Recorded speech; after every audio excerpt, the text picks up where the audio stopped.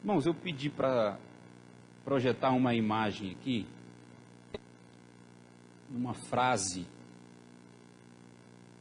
que é atribuída ao pastor Augusto Nicodemos. O grande desafio da espiritualidade é você continuar crente, sem sentir, sem ver, sem experimentar e ainda dando tudo errado. Esse último trecho é o retrato da vida de todo cristão. Se a gente observar a nossa vida, ela é desenhada, ela é escrita na história entre altos e baixos, momentos de alegrias, momentos de planejar as coisas, de conquistar coisas, momentos de encarar desafios, especialmente na juventude. Ora, vivemos esses momentos de êxtase, de alegria, de onde tudo dá certo.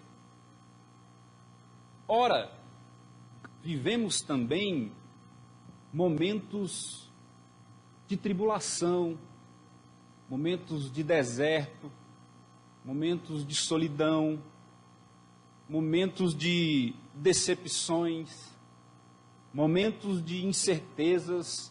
E a vida é assim, especialmente a vida do cristão. Deus nunca prometeu aos seus filhos que aqueles agora que ouviram o Evangelho, que entenderam, que creram nele, e que a partir daí fosse ficar isento das intempéries da vida. Se você não vai ver isso no ensino das Escrituras. E aí esse texto do Nicodemos me chamou muita atenção. Como é que a gente faz para viver dessa maneira? Como é que vamos viver assim, continuar crente, sem sentir, sem ver, sem experimentar e ainda dando tudo errado, ainda permanecer? É possível isso? É possível diante de tanta calamidade que às vezes nos assola, que bate a nossa porta, continuarmos firmes nos princípios de Deus, nos caminhos de Deus, confessando a Deus na nossa vida e deixando a nossa história ser escrita a partir da vontade de Deus para nós e dos princípios da sua palavra? Esse projeto, ele é execuível? Eu afirmo que sim. Pela experiência de outros homens, pela experiência de outras comunidades que viveram assim. E eu quero convidar você a abrir a sua Bíblia no livro de Hebreus, no capítulo 12, do verso 1 ao verso 3. E nós vamos refletir sobre como devemos levar a vida, viver a vida, apesar de todas as tempestades, e chegarmos no fim vitoriosos e permanecer. A carta aos Hebreus é escrita aos irmãos judeus que se converteram ao Evangelho, e por causa da perseguição à igreja, eles se dispersaram, saíram das suas cidades e foram espalhados pelo império. E eles foram duramente perseguidos.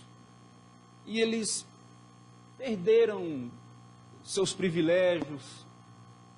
À medida que a perseguição aumentava, eles tinham que mudar cada vez mais de cidade, sem poder criar vínculos. Eles foram perdendo espaço no mercado de trabalho, as pessoas não contratavam porque eram crentes. Eles eram marginalizados, perseguidos, ultrajados, violentados. E muitos deles chegaram a uma conclusão de que não mais valeria a pena ser perseguido daquela maneira, e muitos estavam tentados a retroceder, a abandonar a fé, a voltar às práticas do judaísmo para ser novamente aceitos. E é nesse contexto que o autor escreve aos irmãos, nesse ambiente de hostilidade, de perseguição, de fragilidade e de desilusão com a fé.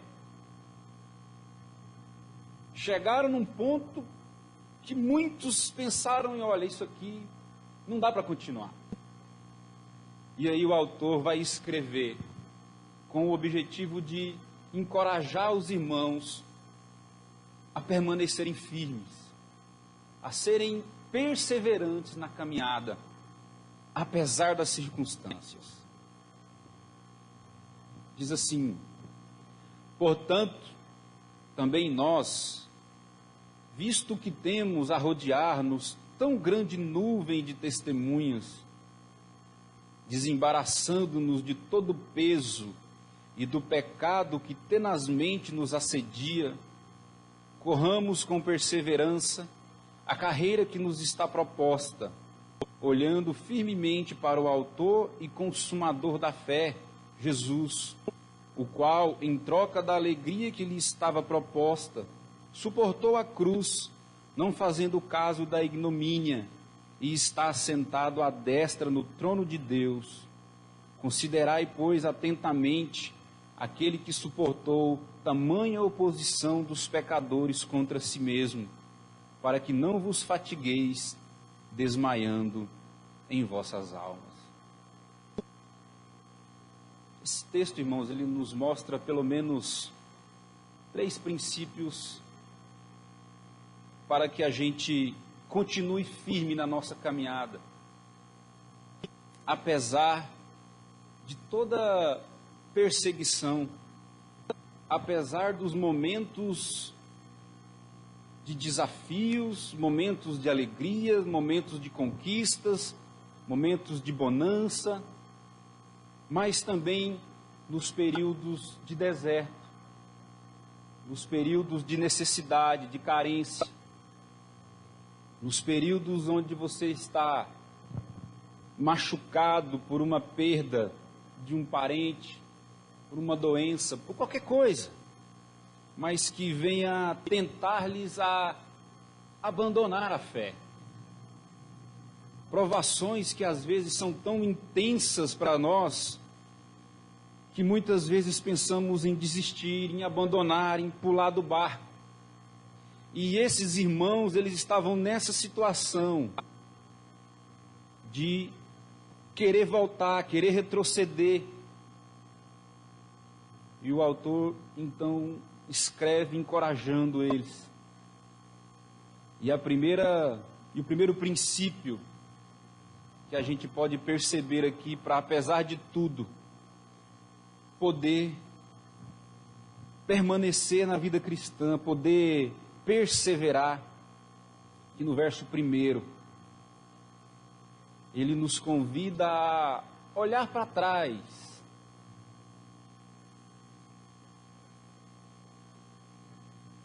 desembaraçando-nos de todo peso. É interessante que o autor aqui ele vai introduzir uma figura da vida cristã como sendo uma maratona, uma corrida de longa distância. Esse é o cenário, e de que há neste cenário pessoas que no passado fizeram essa mesma corrida, passaram por tudo aquilo que a gente passa, e que permaneceram, e de que agora assentam uma arquibancada e assistem a nossa corrida, e observam o nosso desempenho e torcem por nós. Você vai olhar no capítulo 11, ele vai falar dos heróis da fé, que foram homens e mulheres que passaram por tudo que a gente passa, igualzinho que a gente passa, as dores que a gente sente, os desafios que a gente tem, mas que perseveraram. E aí ele vai dizer, olha, nessa corrida, vocês não são os únicos. Lá atrás, lá no passado, já teve gente que viveu o mesmo que vocês vivem, mas que não retrocederam, que ficaram firmes e que cumpriram a corrida, atravessaram a linha de chegada e hoje são espectadores da nossa corrida, da nossa caminhada. E esses homens é uma espécie de arena, né? E eles estão ali nas arquibancadas observando a nossa corrida. E o texto vai dizer, portanto, também nós, visto que temos a rodear-nos tão grandes nuvens de testemunha, falando desses homens aqui, dessas mulheres, do capítulo 11, dos heróis da fé. E o primeiro princípio que ele nos dá para que a gente corra essa corrida e chegue até o final, desembaraçando-nos de todo peso. Você já viu o vestuário de um atleta, de um maratonista? Ele precisa, para ele ter um bom desempenho, ele precisa carregar o mínimo de peso possível. Aí você vai ver que o seu uniforme é uma camisa cavada, curta, bem colada ao corpo. O short, ao contrário de outras modalidades, é um short bem curto para possibilitar que ele dê passadas longas, para que a sua vestimenta não o impeça de ter um desempenho bom.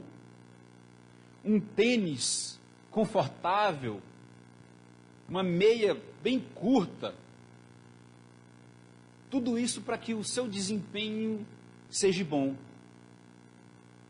E aí o autor usa essa figura dizendo, olha, na nossa corrida nós devemos ser como aqueles atletas e devemos retirar de nós tudo aquilo que é um peso para a nossa caminhada. E o que são esses pesos? O que pode ser isso?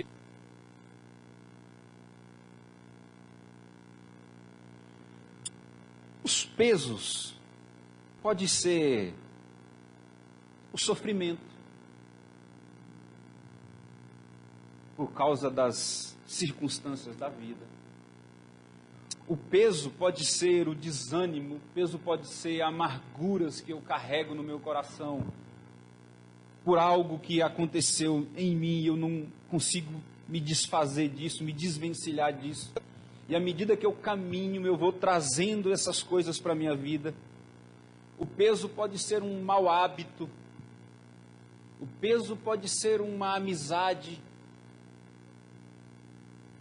Não que a amizade, tem coisas que não é pecado em si, mas elas também não colaboram para a minha caminhada.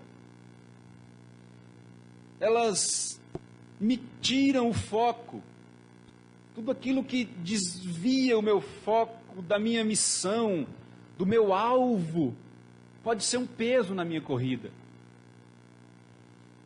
Esse é o primeiro princípio, e aí cada um de nós é que tem que fazer esse escrutínio, essa avaliação de si mesmo para poder perceber quais são os pesos que a gente carrega na nossa corrida. Desembaraçando-nos, e uma vez identificados, nós devemos, à medida que vamos identificando e deixando-os pelo caminho. se é uma amargura, algo que me adoece, se é convívios que fazem mal, cada um tem os seus. Mas esses homens do passado fizeram isso. O segundo princípio é desembaraçando de todo o peso e do pecado que tenazmente nos assedia. Aqui, o autor já vai falar de algo mais objetivo. Aqui não há rodeios. Aqui ele está sendo categórico, dizendo: olha, deixe o pecado.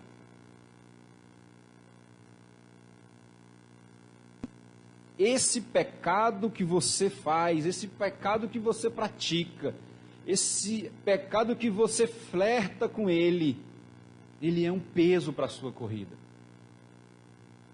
E se nós não deixarmos o pecado, jamais conseguiremos chegar na linha, cruzar a linha de chegada.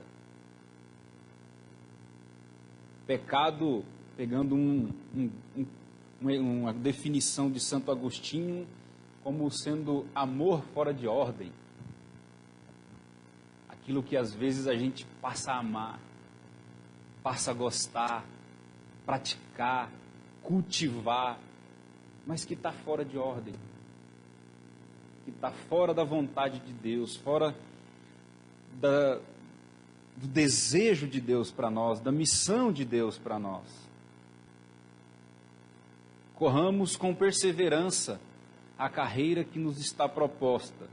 E o verso 2 vai indicar o último e o mais importante princípio para que a gente possa cruzar a linha de chegada, olhando firmemente para o autor e consumador da nossa fé, Jesus, o qual, em troca da alegria que lhe estava proposta, suportou a cruz. Esse princípio, ele é o mais importante, porque ele tem a ver com a negação de nós mesmos. Ele tem a ver com negar a nossa justiça própria. Tem a ver em negar a nossa autossuficiência.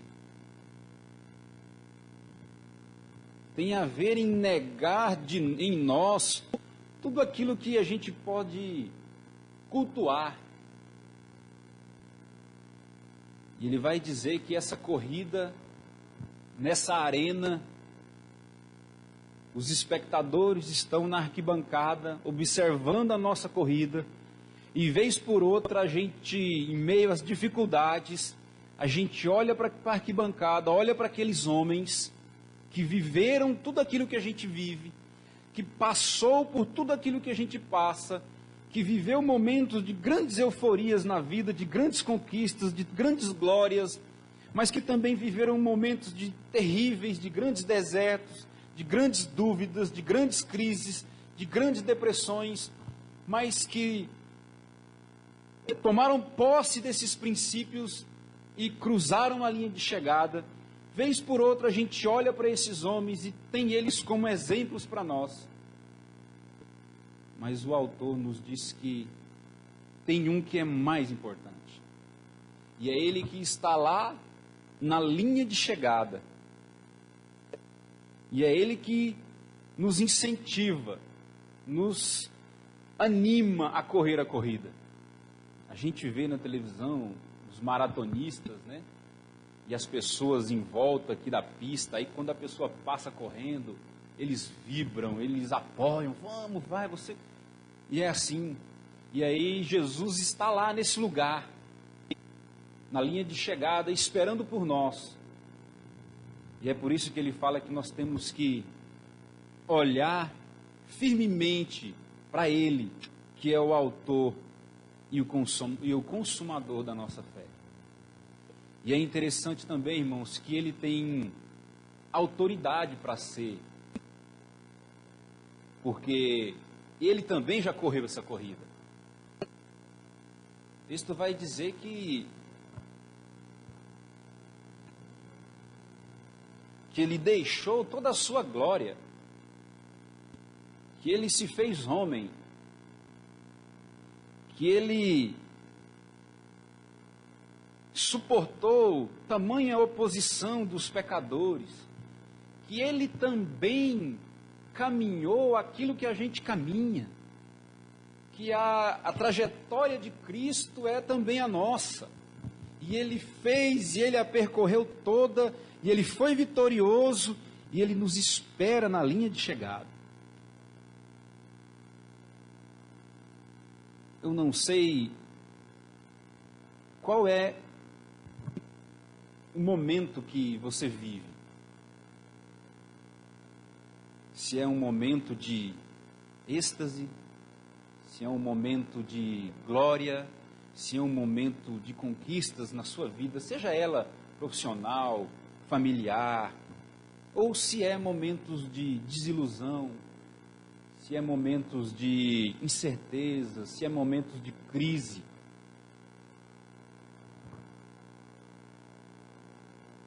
O importante é que nós tenhamos esses princípios bem claros para nós, de que a vida, ela é feita de momentos assim, momentos bons, momentos ruins. Ora estamos nos palácios, ora estamos nos desertos. E para que a gente possa dizer, assim como Nicodemos disse,